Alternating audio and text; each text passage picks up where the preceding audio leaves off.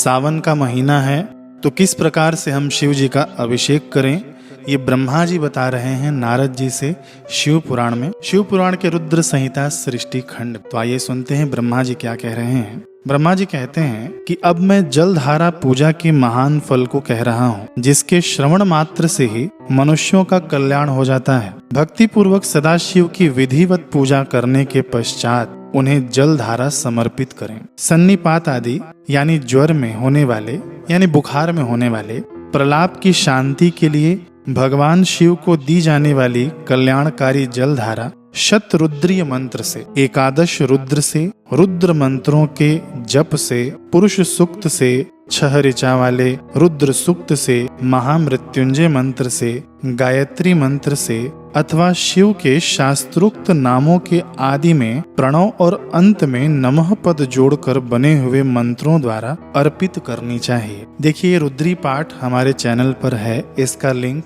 मैं डिस्क्रिप्शन में डाल दूंगा। आप लोग को रुद्री पाठ से यदि ये अभिषेक करना हो तो रुद्री पाठ बिल्कुल शुद्ध उच्चारण द्वारा आपको मिल जाएगा। और ब्रह्मा जी कह रहे हैं कि आदि में प्रणव और अंत में नमः पद जोड़कर मंत्रों द्वारा अभिषेक करें। जैसे मान लीजिए भगवान के 1000 नाम जो दिए होते हैं हमारे शास्त्रों में, तो एक एक नाम लिखा होता है। एक एग्जाम्पल के तौर पे यदि भगवान का नाम है शिव तो उसे कैसे पढ़ना है? ओम शिव नमः, ओम शिव नमः, ओम शिव नमः, है ना। तो इस प्रकार से भगवान के 1000 नाम पढ़कर ये अर्पित करना है। अब आगे ब्रह्मा जी कह रहे हैं कि सुख और संतान की वृद्धि के लिए जलधारा द्वारा पूजन उत्तम होता है। उत्तम भस्म धारण करके उपासक को प्रेम पूर्वक नाना प्रकार के शुभ एवं दिव्य द्रव्यों द्वारा शिव की पूजा करनी चाहिए और शिव पर उनके सहस्र नाम मंत्रों से घृत की धारा गिरानी चाहिए।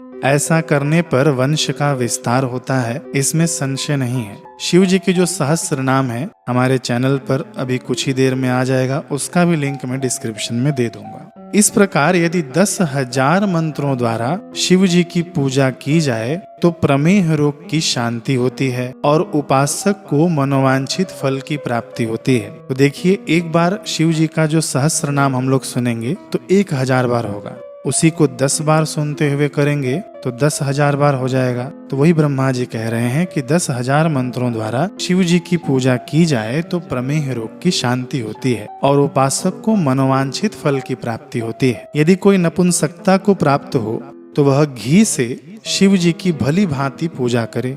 इसके पश्चात ब्राह्मणों को भोजन कराए। साथ ही उसके लिए मुनीश्वरों ने प्रजापत्य व्रत का भी विधान किया है। यदि बुद्धि जड़ हो जाए तो उस अवस्था में पूजक को केवल शर्करा मिश्रित दुग्ध की धारा चढ़ानी चाहिए। किसी की बुद्धि कमजोर हो जाती है या बुद्धि की मंदता आ जाती है या कोई विद्यार्थी हो जिन्हें पढ़ने लिखने का अधिक काम हो, तो उनके लिए ब्रह्मा जी ये उपाय बता रहे हैं। कच्चे दूध में शक्कर घोलकर भगवान शिव का अभिषेक करना चाहिए। ऐसा करने पर उसकी बृहस्पति के समान उत्तम बुद्धि हो जाती है। जब तक 10,000 मंत्र न हो जाएं, तब तक दुग्ध धारा द्वारा भगवान शिव का पूजन करते रहना चाहिए। जब शरीर में अकारण ही उच्चाटन होने लगे, जी उचट जाए, जहाँ कहीं भी प्रेम न रहे, दुख बढ़ जाए और अपने घर में सदा कलह होने लगे, तब पूर्वोक्त रूप से दूध की धारा चढ़ाने से सारा दुख नष्ट हो जाता है।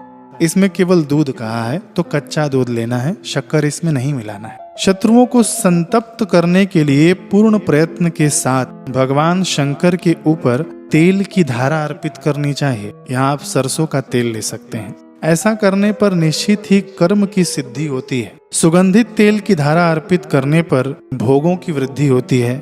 देखिए, तेल में गुलाब की पत्तियां मिला दें या इत्र मिला दें तो वो तेल सुगंधित मानी जाती है। तो उसी के लिए भगवान ब्रह्मा जी कह रहे हैं कि सुगंधित तेल की धारा अर्पित करने पर भोगों की वृद्धि होती है, यानी हमें सुख साधन मिलते हैं। यदि मधु की धारा से शिव की पूजा की जाए तो राज यक्षमा रोग दूर हो जाता है। शिव जी के ऊपर ईख के रस से यानी गन्ने के रस की धारा चढ़ाई जाए तो वह भी संपूर्ण आनंद की प्राप्ति कराने वाली होती है। गंगा जल की धारा तो भोग और मोक्ष दोनों फलों को देने वाली है। ये सब जो धाराएं बताई गई हैं, इन सबको मृत्युंजय मंत्र से चढ़ाना चाहिए। उसमें भी उक्त मंत्र का विधानतः 10,000 जप करना चाहिए और 11 ब्राह्मणों को भोजन कराना चाहिए। देखिए, पहले ब्रह्मा जी ने बताया या तो आप भगवान शिव जी के नामों द्वारा 10,000 नामों द्वारा आप ये जलधारा चढ़ा सकते हैं।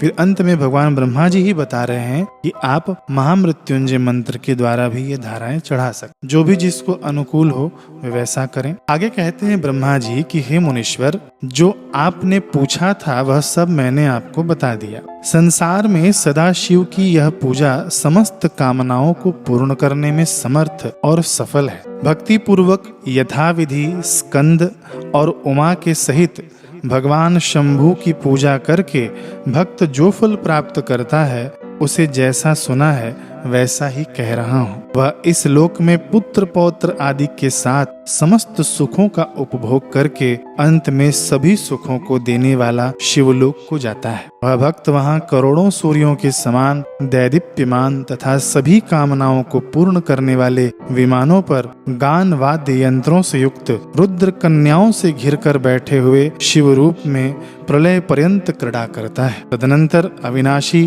परम ज्ञान को प्राप्त करके मोक्ष पा लेता है। देखिए, ये काम की चीज मैंने आपको शिव महापुराण से बताई है।